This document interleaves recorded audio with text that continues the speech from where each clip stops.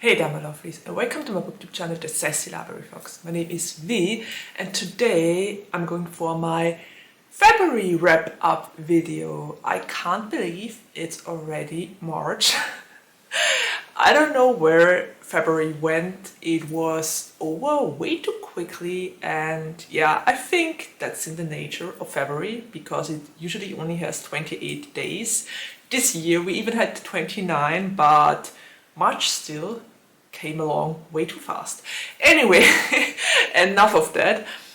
I'm going to talk about the 4 books I read in February, and it was quite a good reading month. I gave all of those 4 books 4 paws, so that's not a bad rating, and that was a great month.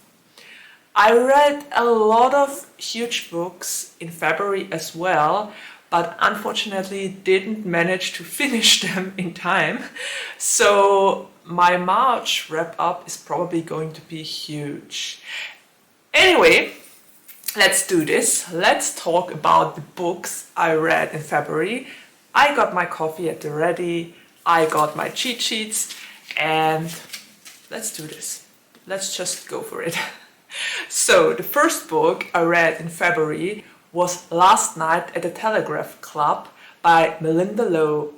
And this book was historical fiction. I rated it 4 paws, and it's basically about a girl named Lily. It plays in the 1950s in San Francisco even, a couple of years before the Stonewall riots, and it's about a Chinese American girl named Lily.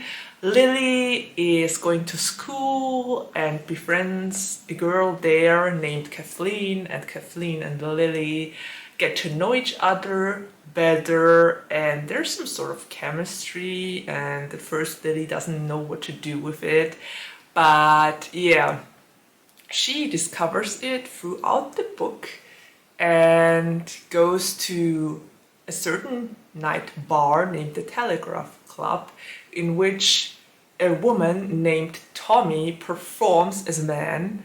And yeah, it was really interesting to not only get the perspective of a Chinese American girl at that time in the 1950s, but also to hear about the politics that were going on back then.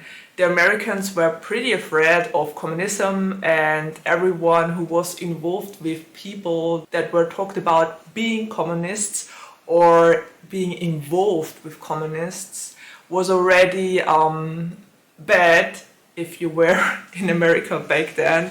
So that was quite interesting to find out about that history. And I really liked that book. It tackled a lot of important topics. It also tackled homophobia and racism, and well, pretty much a huge bandwidth of serious and interesting topics. It also kind of tackled the topic of politics back then, and about the American government and their stance to communism and how they tried to avoid it at all costs. But the interesting thing about the book was that at the first half or so, it was very political, and there were a lot of political things going on. Shirley, Lily's best friend, invites her to a picnic, and they go there with a bunch of boys, and afterwards it's discovered that those boys are related to communism, or that the government thinks they are communists. So yeah, it was political at first, but then the self-discovery of Lily took over, and her nights spent at the Telegraph Club. So I don't know how I feel about the shift. I give this book 4 paws because at first it was very political, and then it kind of went into a love story and stayed there. And all the topics that were raised throughout the entire book and only just a little bit addressed weren't really resolved by the end of the book. So yeah, I'm always having a hard time with historical fiction as well, as you know. And I think I finally figured out what my problem with historic fiction is. Because I always feel for the characters, but I don't feel with them. And there's a huge difference. Because I feel for them. I know they're in a bad situation or they're going through a lot of stress and emotions and problems, but I just feel for them and I never really manage to feel with them when it's historical fiction. And for me to feel with characters and to be going through the motions with them is so important. So I think I finally nailed my problem with historical fiction books. Yay! Finally! After so many years trying to find an explanation, I finally did. So anyway, I really liked the book. It was well written. I mean, alone the fact that Lily is a Chinese American character is so important for so many people. Also the time period of the 1950s. I think I haven't read a lot of books that played in the 50s. So that will make this a very interesting and important book for other people as well. And yeah, I kind of had troubles with, I don't know, there were so many issues and topics raised, but they were never properly addressed or resolved in the end. And at the end of the book, Malinda Lo actually gave us a lot of historical background and a lot of research she did for this book. And I just wish she would have put that research into the book and not told us afterwards. Because when I read the appendix, I was like, oh, now it makes a lot of sense. But who reads the appendix at the beginning of the book? I probably should have done that. Then a lot of things throughout the book would have made more sense. But, well, I read the book first and then the rest. So, yeah. I think it's kind of a shame that all this amazing research wasn't put more into the book. Yeah, I think that I will go with that. I'll just go with that. So yeah, for P.P.S. it was a great book, an interesting book, an important book for many people. Yeah, and it was okay. I give it 4 stars, so that says a lot about my enjoyment of this one. Okay, I'm gonna take a sip of my coffee before I dive into the next book I read in February, and this one was The Dark Prophecy by Rick Riordan, or Uncle Rick, like I love to call him. And it was the second book of the Trials of Apollo, and I love the Trials of Apollo series so far. I mean, it was just the second book, but Apollo as a character is so interesting, and I think what's really great is the shift in dynamics. I mean, I think the 2 characters of Rick Riordan's books I love the most are Percy Jackson and Apollo, but they are very different. Well, they have a couple of things in common, like their defiance. But Apollo is a couple of millennia old. He is a former god that was kind of kicked out of Olympus to tackle a quest and to resolve a lot of problems as a human.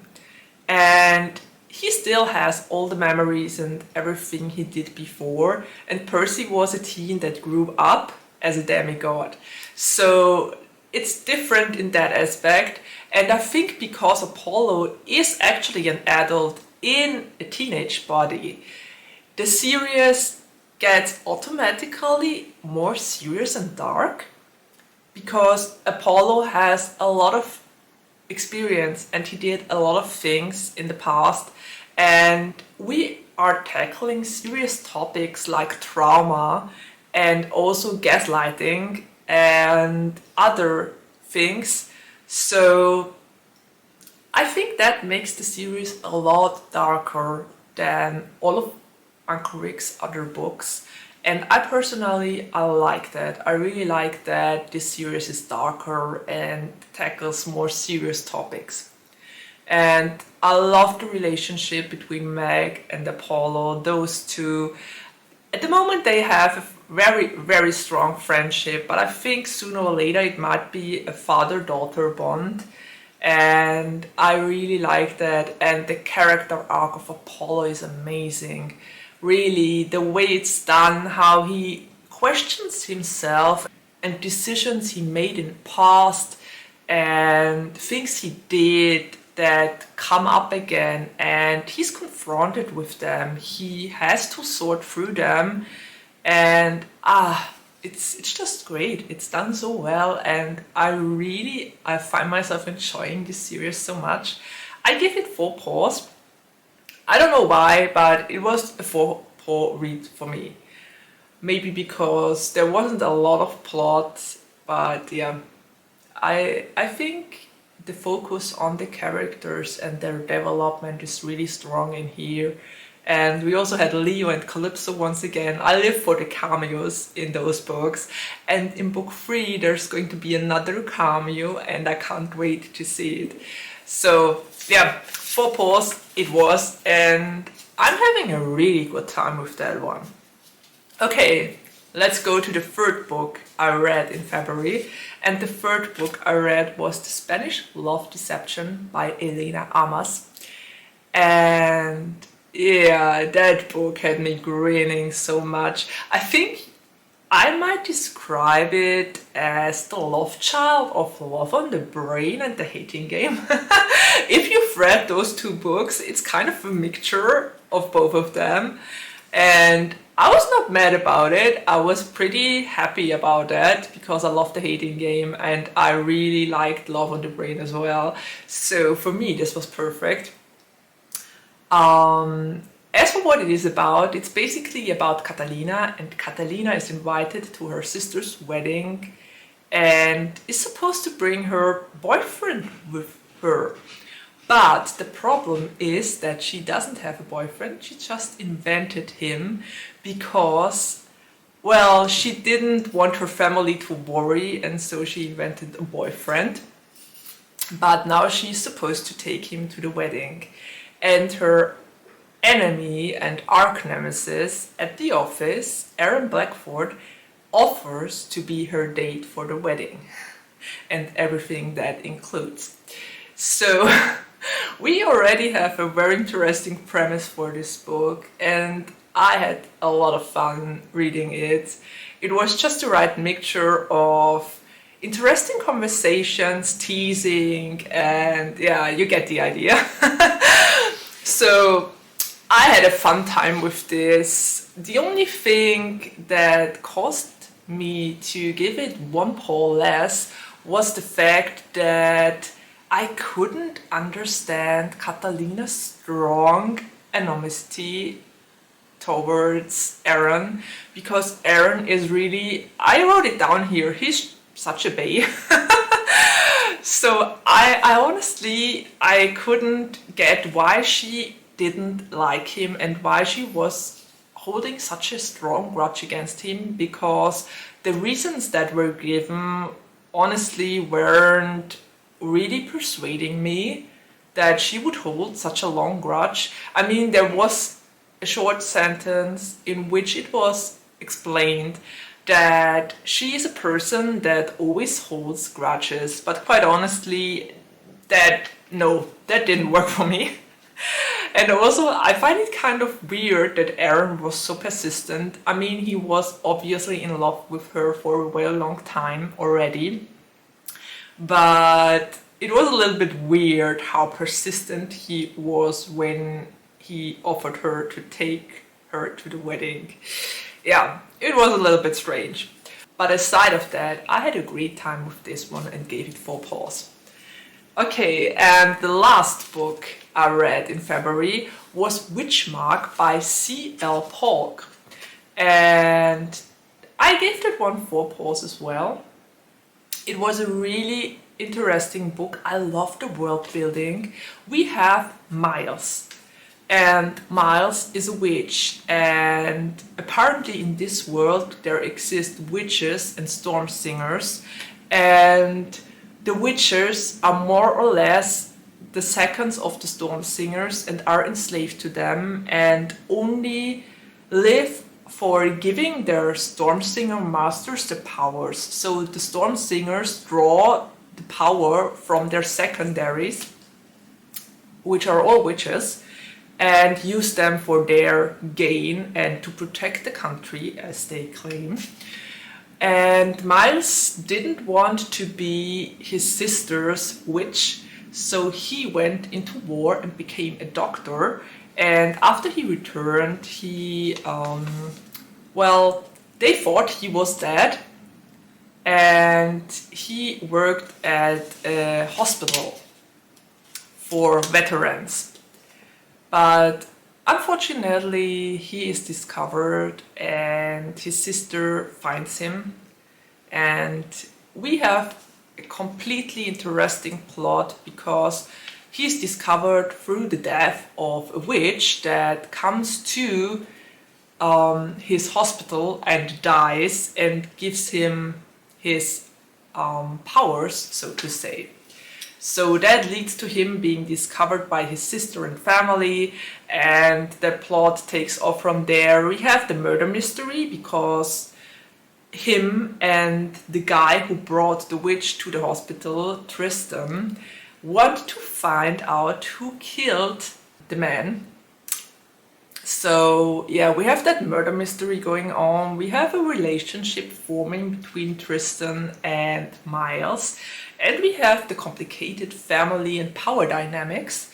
So I really loved that about the book. It was very intriguing to read. I've never read a world building like that, so that made it very unique. And I really like that. I'm always a sucker for unique plots and for unique world buildings. So that was a surprise. What wasn't all that well was kind of the insta-love. I mean, they didn't really have insta-love because I don't know, they were attracted to each other, and Miles and Tristan had some chemistry and they had a lot of little gestures going on. But in the end, the entire book only plays for a time frame of about 2 weeks, I think. So it was pretty fast still, even though they had a lot of little tiny moments. And at the ending of the book, they really get closer, and then it's all or nothing. So yeah, if you don't like that in books, you might have a problem with that. But I really like the politics and the complicated world building and all the power dynamics and shifts. And I love Tristan and Miles. They were both great characters. A character I really didn't like was Grace, Miles' sister, because she was horrible. Honestly, the things she did to her brother, she really doesn't deserve to call herself his sister. And well, the problem I have now is that this is a series with 3 books, and the second book is told from another perspective, and it's about Grace. And I really didn't like her as a character. After everything she did to Miles, I don't like her. So I want to continue the series because of the great world building and the interesting plot, but I'm not all too sure about Grace as a main character. Then again, that didn't keep me from reading A Court of Silver Flames with Nesta, because I don't like Nesta as well. But the book actually had a great character arc, so maybe C.L. Polk will manage to have a great character arc for Grace as well. You never know. I guess we will find out, because I'm planning to continue the series and I really want to know what happens next. So I think I just gotta find out. Yeah. Okay, so those were the 4 books I read in February. I had a blast with all of them. They were all great. And I gave them all 4 paws, which is a good rating for me. So I had a pretty successful February, even though the month was very short. So yeah, Anyway, I would love to hear what you read in February, and if you found a new favorite, if you've had a lot of 5 paws or rather star reads in your case, probably. If you could recommend them to me. I always love book recommendations, as you know. If you've read the 4 books I read as well, I would love to hear your thoughts on this. So please leave them down in the comments below. You know, I always answer every comment I get. And well, I guess that's it. We are already at the ending of my video, and there's nothing left to say except of take care, stay healthy and safe, and see you around the next time. Bye!